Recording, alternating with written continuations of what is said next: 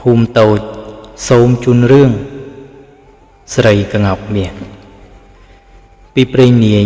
មានស្រីម្នាក់ឈ្មោះក្ងោកមាសជាស្រីកាចឥតធម៌សប្បុរសអាណិតមេត្តាដល់ស្វាមីនិងទាសករឡើយអ្នកស្រី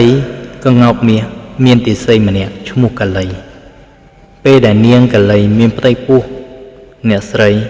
រឹតតែកាចជេរប្រតិចផ្ដាសាវាយទាត់ធាក់ប្រើឲ្យធ្វើការធ្ងន់ធ្ងរឥតត្រាប្រណីមិនដែលឲ្យបាយចំណីថ្មងថ្មីដល់នាងបរិភោគទេឲ្យតែចំណីអាហារដែលសល់ពីខ្លួនពេលដែលនាងកាលីពោះធំជិតគ្រប់ខែអ្នកស្រីឥតយោគយល់ឥតនឹកឃើញដល់សេចក្តីទុក្ខវេទនារបស់នាងឡើយអ្នកស្រីប្រើឲ្យរែកទឹកឲ្យបុកអង្គឲ្យចិញ្ចួនរបស់ធ្ងន់ធ្ងរពីលើផ្ទះចុះក្រោមពីក្រោមផ្ទះឡើងទៅវិញដើម្បីផ្ចាញ់ផ្ចាលឲ្យរៀងកុំឲ្យនាងកាលីមានផ្ទៃពោះទៀតដែលជាហេតុឲ្យខាតពេលវេលាបំរើនាងថ្ងៃដែលនាងកាលីឆ្លងទន្លេនាងឈឺពោះតាំងពីពាក់កណ្ដាលអាធ្រាត្រដេកនៅផ្ទះបាយតែម្នាក់ឯងហើយស្វាមីនាងអ្នកស្រីប្រើឲ្យទៅធ្វើការហើយស្រែជាង1ខែហើយមិនដែលបានមកផ្ទះឃើញមុខប្រពន្ធទេចិត្តភ្លឺនាងកំពុងតែឈឺពោះខ្លាំងអ្នកស្រីស្រែកហៅឲ្យក្រោករែកទឹកចាក់ដំណាំគួរអាណិតអាសូរយ៉ាងក្រៃលែងហេតុតែក្រហើយខ្ញុំគេនាងស៊ូប្រវេប្រវាក្រោកវាទៅរកប៉ោតរែកទឹកប៉ុន្តែនាងពុំអាចក្រោករួចឡើយខ្យល់កម្មបក់ក្នុងផ្ទៃខ្លាំងហួសប្រមាណនាងភ្លាត់មាត់ស្រែកធ្ងោម្ដងដោយសំឡេងយ៉ាងលាក់លៀមបំផុតអ្នកស្រីឮសំឡេងធ្ងោនោះក៏ក្តៅឈួរឆេះស្ទុះចេញពីផ្ទះទៅផ្ទះតបបង្ខំនាងឲ្យក្រោកទៅរែកទឹកនាងលើកដៃសំពះជម្រាបដោយសេចក្តីសម្ដីគួរឲ្យអាសូរណាស់លោកស្រីខ្ញុំឈឺពោះណាស់តាំងពីពាក់កណ្ដាលត្រៀតមកគ្មានបាត់សោះសូមលោកស្រីជួយខ្ញុំផងឯអ្នកស្រីក្ងោកមាសគ្មានមេត្តាសោះបែរជាកន្ត្រាក់ដងរែកសំពងអស់ទំហឹងហើយជេរផ្ចាញ់ផ្ចាលថាហងឯងមិនចេះប្រមាណខ្លួនគិតតែសបាយនឹងប្តីហងមិនគិតថាខ្លួននៅខ្ញុំគេអញវាឲ្យស្លាប់ទាំងកូនក្នុងប្តីឥឡូវនេះមិនខានអ្នកផ្ទះជិតខាងឮសំឡេងអ្នកស្រីខ្លាំងទាំងងងឹត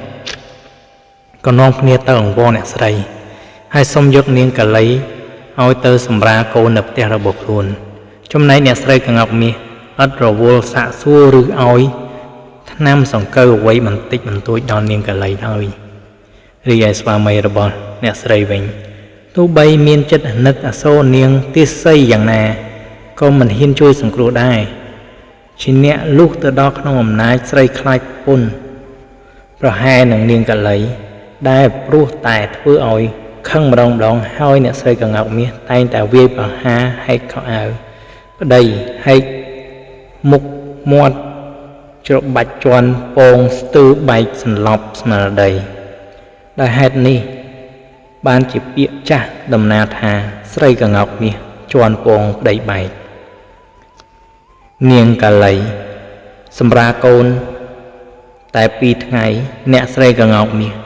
ហៅមកបម្រើឲ្យដូចដើមឲ្យរែកទឹកបុកអង្គធ្វើការធ្ងន់ធ្ងរគ្មានពេលសម្រាកទោះបីកូននាងយំឃ្លានយ៉ាងណាក៏មិនអនុញ្ញាតឲ្យបំរើកូនដែរលុះតែធ្វើការហើយទើបនាងកាលីបានទៅជិតកូនកន្លងមកជាង2ឆ្នាំអ្នកស្រីក្ងោកមាសត្រូវខ្យល់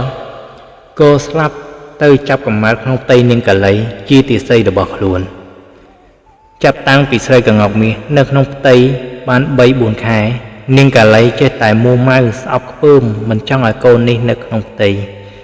នាងចេះតែរកថ្នាំហឹករំលូតសង្កត់ថ្មក្តៅ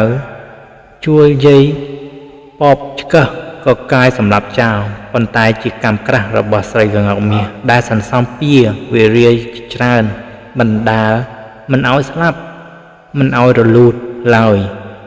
ឲ្យនៅរងកម្មយ៉ាងហោចយ៉ាងខ្លោចផ្សាក្នុងផ្ទៃរបស់នាងកលី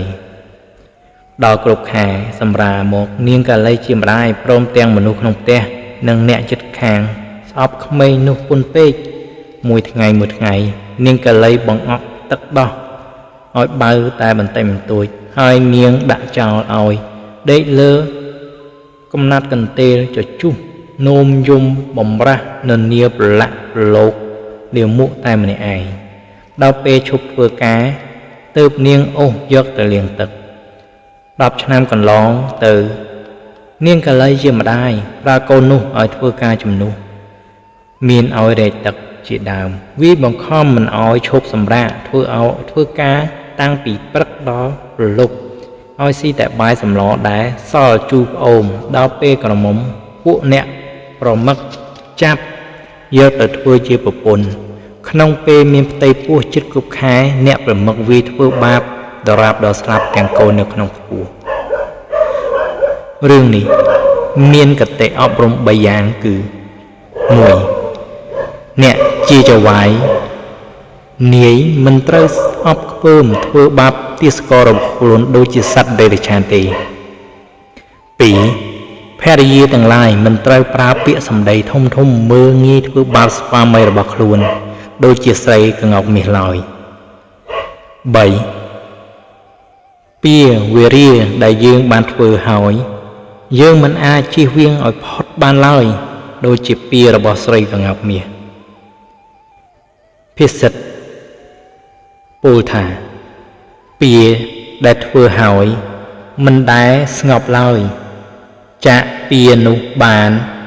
បើមិនធ្វើពាទៅពានោះគ្មានបើសុខសេងខ្សានឈ្នះអស់សត្រូវ